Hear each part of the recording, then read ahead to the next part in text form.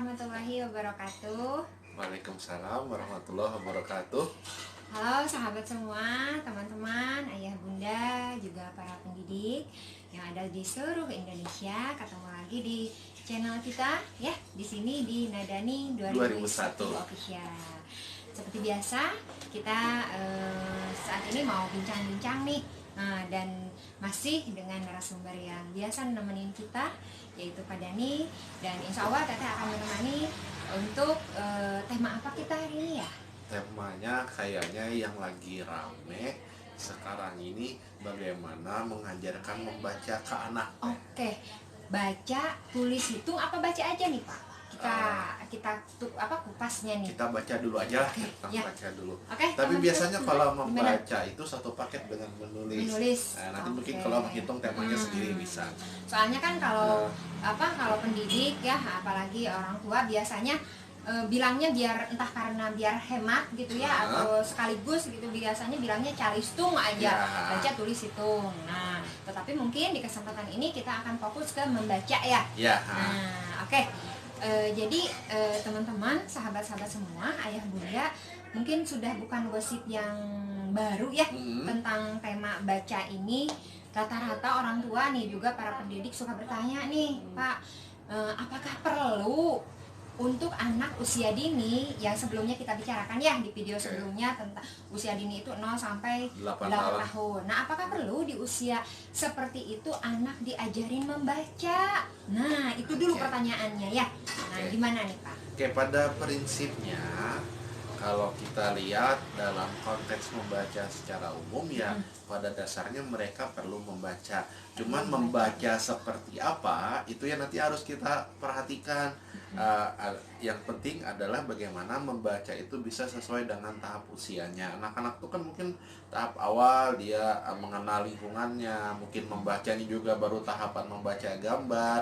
Nah, sekarang ini kan konteks membacanya kebanyakan dipersempit, anak baru dikatakan membaca ketika mereka sudah bisa membaca simbol-simbol huruf. Oke, berupa kata atau kalimat atau ya. kalimat. Padahal membaca gambar saja itu sudah tahapan membaca apa gitu. Ketika dia bisa mengenal, misalnya di depan kita ini ada kamera, ada kipas angin, ada handphone, dia bisa mengenal benda, menyebutkan nama benda, itu sebenarnya udah bagian tahapan membaca. Iya, dikenalkan dengan lingkungan sekitarnya. Walaupun Pak belum tahu hurufnya itu belum. Iya, anak kan memang gitu cara bacanya. Dia membaca itu akan lebih bermakna buat mereka ketika mereka tahu apa yang mereka baca gitu, tahu. Jadi setelah nanti dia mengenal benda aslinya, baru nanti kita kenalkan dengan gambarnya. Itu kan gambar itu juga bagian dari simbol. Ini tahapan dari proses membaca. Nah, baru nanti pelan-pelan ketika anak sudah bisa istilahnya berpikirnya udah mulai bisa berpikir abstrak, baru kita bisa mengenalkannya dengan huruf, kemudian dengan simbol-simbol, angka dan lain sebagainya. Oke, jadi intinya perlu saja gitu ya, anak diajarin membaca, cuman kita harus tahu ilmunya, supaya mungkin tidak salah kaprah gitu ya, dan yang paling baca teks gitu. Dan yang paling terpenting teh, membaca itu akan bermanfaat buat mereka ketika mereka sudah merasakan mereka perlu membaca, dan membacanya sesuai dengan istilahnya tuh dengan tahap perkembangan mereka. Kalau kita paksakan mereka belum perlu membaca, itu akibatnya nanti dampaknya mungkin anak bisa saja sih membaca, kita drill, kita paksakan anak membaca, les segala macam, kursus segala macam untuk baca, dia bisa aja sih. Tetapi nanti dampaknya yang kita khawatirkan, anak bisa membaca tetapi mereka tidak pernah merasa perlu untuk membaca, karena sekedar untuk memenuhi keinginan orang tuanya agar bisa baca, atau agar bisa untuk masuk SD tertentu, tapi tidak ada dorongan membaca ini buat apa sih? Karena tidak ada manfaatnya. Karena dia merasakan membaca sekedar untuk masuk SD. Ketika sudah masuk SD tertentu, misalnya udah diterima di SD, udah selesai, udah tugas dia untuk membaca gitu. Ini pantas aja ya, mungkin Tata pernah baca nih beberapa artikel juga, memang katanya literasi ya, apa khususnya untuk dorongan membaca di negeri kita ini agak rendah nih Pak. Nah jadi bahkan termasuk kita orang dewasa ya yang udah menginjak usia tua lah, keinginan untuk membaca itu sebenarnya memang sangat rendah gitu kan. Bahkan kalau kayak di dunia sosial apa media sosial aja kadang kita nggak baca isinya gitu, baca judulnya aja langsung share gitu kan, karena apa malas gitu kan membaca isinya. Mungkin itu faktornya karena mereka dari kecil ya kita sudah diajarkan untuk bisa membaca aja tanpa tahu manfaatnya sehingga tidak ada rasa suka. Nah, berarti seperti itu mungkin ya salah satu faktornya. Iya, iya Teh. Jadi mungkin Teteh juga mungkin sudah tahu persis, saya apalagi sudah berkecimpung lama di dunia pendidikan ya, terutama di pendidikan anak usia dini dan pendidikan dasar. Kita tahu kan bahwa anak Indonesia tuh rata-rata bisa membaca dalam tanda petik ya, bisa membaca huruf, bisa membaca kalimat, itu rata-rata mereka memiliki kemampuan yang lebih cepat dibandingkan negara-negara lain yang ada di dunia. Tetapi kalau kita ukur dari segi kualitas bacaannya maupun kuantitas bacanya, kualitasnya maksudnya dia paham nggak dengan apa yang dia baca, kemudian seberapa banyak yang dia baca, itu kadang kita malah tertinggal, padahal dari segi kemampuan membacanya kita lebih awal. Nah ini mungkin yang perlu jadi kita evaluasi, apakah benar selama ini kita memaksakan anak-anak cepat membaca itu bermanfaat buat mereka gitu. Nah tadi kan dikatakan bahwa anak itu akan ada waktunya dia merasa perlu membaca, syukur-syukur sampai dia memiliki rasa suka terhadap bacaan. Nah kita sebagai orang tua pendidik bagaimana mengetahui bahwa anak tersebut ada sudah keinginan atau dia merasa perlu untuk membaca itu anak, apakah kita bisa tahu gitu? Atau misalnya ada ukuran usia, di usia seperti ini anak akan terdorong atau perlu membacanya, gimana itu? Biasanya kalau kita lihat dari beberapa literatur, anak itu sudah mulai kemungkinan bisa membaca dan dikenalkan dengan berbagai konsep membaca tadi. Tentunya membaca tadi banyak ya, dari membaca gambar, membaca ada tahapannya tentunya. Ada tahapannya itu mulai 4 tahun sudah bisa kita kenalkan. 4 tahun ya. 4 tahun dan rentangnya itu cukup lama untuk sampai membaca simbol itu, jadi sampai usia 8 tahun. Jadi kurang lebih kelas 2 atau kelas 3 SD baru nanti kita sebagai orang tua boleh khawatir anak gak bisa baca. Jadi kalau anak gak bisa baca di usia 6 tahun, di usia 7 gitu tahun, apalagi usianya baru 5 tahun, itu orang tua enjoy aja, gak usah khawatir. Nggak usah dikiranya ada hambatan atau nanti anaknya bahkan dicap bodoh gitu ya. Jadi itu yang nanti yang perlu banyak diketahui orang tua. Jadi gak usah khawatir Bapak Ibu semua, karena memang membaca itu ada waktunya dan setiap anak itu beda-beda. Anak kami berdua aja itu beda-beda, ada 3 anak. Anak yang pertama baru bisa baca menjelang kelas 2 SD ya. Anak akhir-akhir ini kita tahu dia disleksia gitu ya. Kemudian anak yang kedua ini agak cepat. TK udah bisa baca TK udah bisa baca. Cuman ya itu pun dia belajar sendiri tanpa kita paksa, sesuai dengan tahapan yang tidak diles, tidak diapakan, dia bisa dengan sendirinya karena memang prosesnya itu dia lalui. Kemudian anak yang ketiga itu kelas 3 kelas 2 mau naik kelas 3. Nah, kelas 2 kelas 3. Dan akhirnya, tapi ketika anak dibiarkan membaca sesuai dengan tahapan usianya, ketika mereka bisa membaca, itu bacaan apapun dilahapnya. Betul. Karena dia udah ada rasa suka terhadap bacaan. Jadi nggak cuman pas mau ngerjain soal aja baca buku, pas mau disuruh ibu guru baca halaman baru dia baca buku, tetapi buku-buku yang umum dan buku-buku cerita dibaca juga.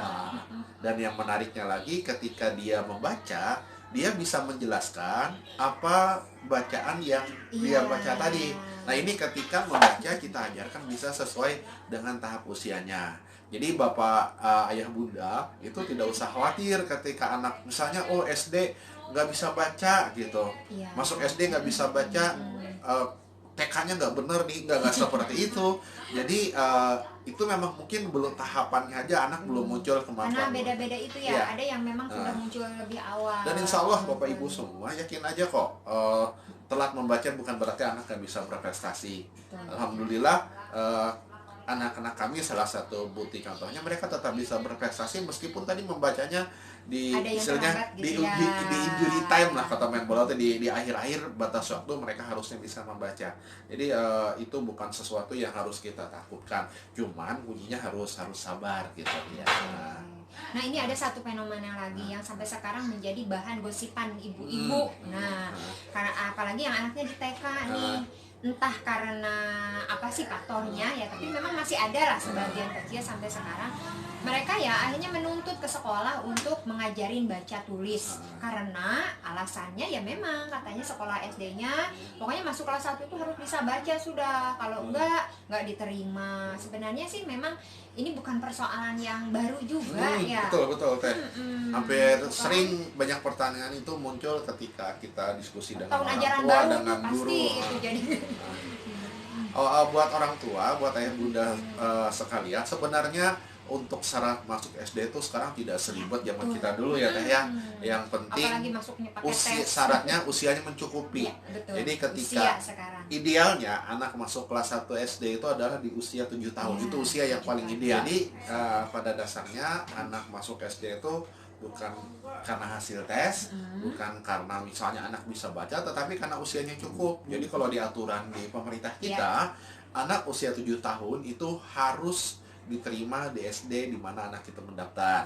Cuman ada syarat lainnya juga, tentunya tempat tinggalnya, domisilinya tidak jauh dari SD sekitar. Memang sekarang ya zonasi itu benar-benar berubah gitu kan.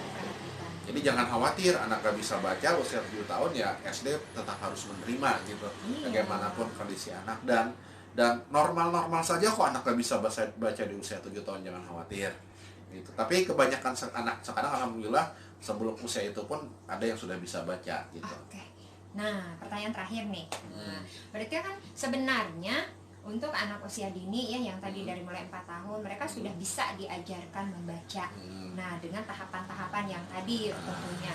Nah, apakah ada ini mungkin nanti bocorannya nih khususnya untuk para pendidik nih, cara atau metode seperti apa sih untuk anak seperti itu yang akhirnya nanti mereka bisa melalui tahapan membaca itu? Nah, jangan sampai nanti gurunya berpikir ya itu tadi langsung mengenalkan huruf, langsung mengenalkan kata gitu kan, menulis, meniru. Nah, mungkin ada beberapa metode Kak untuk mengenalkan tetapi yang memang menyenangkan buat anak gitu kan. Gimana? Banyak sih sebenarnya yang sudah dilakukan di sekolah, anak-anak maupun di rumah, misalnya dengan mengenalkan nyanyian kepada anak-anak lewat nyanyian ya, itu salah satu cara untuk mengenalkan anak dengan kosakata. Kemudian juga kadang dari nyanyian itu kan ada syair-syair yang bisa kita kenalkan kepada anak. Kemudian juga buat orang tua, sering-seringlah anak melihat lingkungannya dan dikenalkan dengan berbagai macam benda yang ada di sekitarnya. Itu salah satu untuk menambah referensi anak. Nah, misalnya melihat ini ada pohon ya, makanya bilang itu pohon rambutan. Nah, tadi ada motor gitu. Misalnya baru lewat itu namanya motor. Motor rodanya 2 gitu, di motor ada knalpotnya. Jadi mereka terus aja ya jadi banyak informasi. Perbanyak aja perbendaharaan kata tentang lingkungan. Oke, sahabat-sahabat semua, untuk materi perbincangan kita kali ini kita belum mengupas sampai tuntas ya. Kita akan lanjut nanti di sesi kedua, khusus masih tentang bagaimana memberikan cara pembelajaran khususnya membaca untuk anak usia dini. Oh ya, jangan lupa ya di subscribe bagi yang belum subscribe, dan juga di share supaya manfaat kita lebih berkepanjangan. Kita akan bertemu lagi di sesi berikutnya, insya Allah akan segera tayang. Jangan lupa ya sahabat-sahabat semua. Assalamualaikum.